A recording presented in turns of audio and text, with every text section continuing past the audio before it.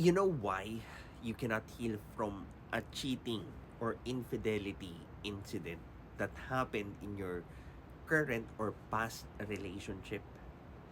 It's because you do not know what you should heal from.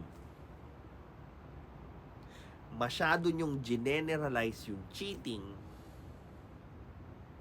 at nilagyan nyo ng multiple layers of mascara para hindi nyo ma-identify kung ano yung eksaktong dahilan kung bakit nag-cheat yung partner nyo, kasi nga ayaw nyong harapin yung katotohanan. And with that, para kayong nagpapagaling sa isang sakit na hindi nyo naman alam kung saan galing. Yung mga influencers na pinakikinggan nyo na hindi naman alam mag-ayos ng relasyon nila, they keep on blabbering, cheating is cheating kasi. Hindi ba pangit pakinggan? Kung i-apply mo yan sa ibang bagay, tulad murder is murder kasi. Stealing is stealing kasi. Poverty is poverty kasi.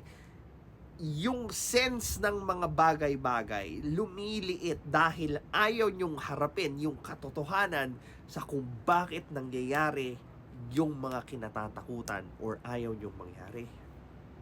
Ang ending, wala kayong natututunan, kundi uulitin nyo lang yung same mistakes and you are going to blame it again on a different person, group, or circumstances aside sa sarili mo.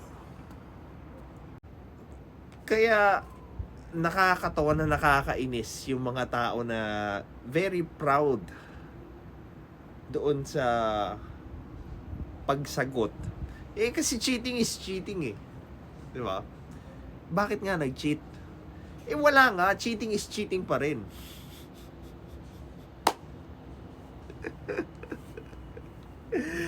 Hindi mo na naintindihan yung cheating.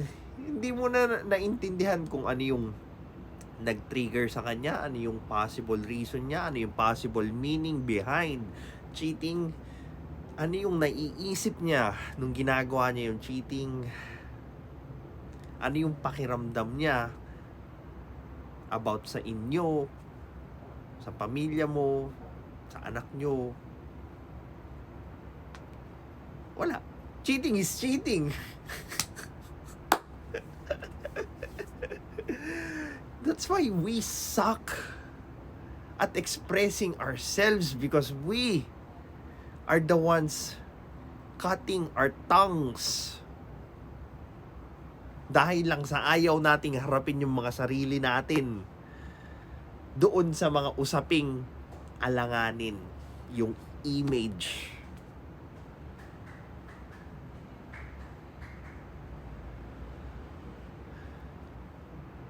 Kaya ayaw nating pag-usapan yung possible participation natin doon sa cheating. It's because we do not admit that the victim of the affair is not always the victim of the relationship. We cannot admit that there are multiple nuances, reasons kung bakit nangyayari ang isang bagay. And kung na-apply nga natin yung multiple perspective sa politika, sa ibang aspeto ng buhay, bakit hindi natin siya mai-apply sa usaping relationship, lalong-lalo na sa cheating?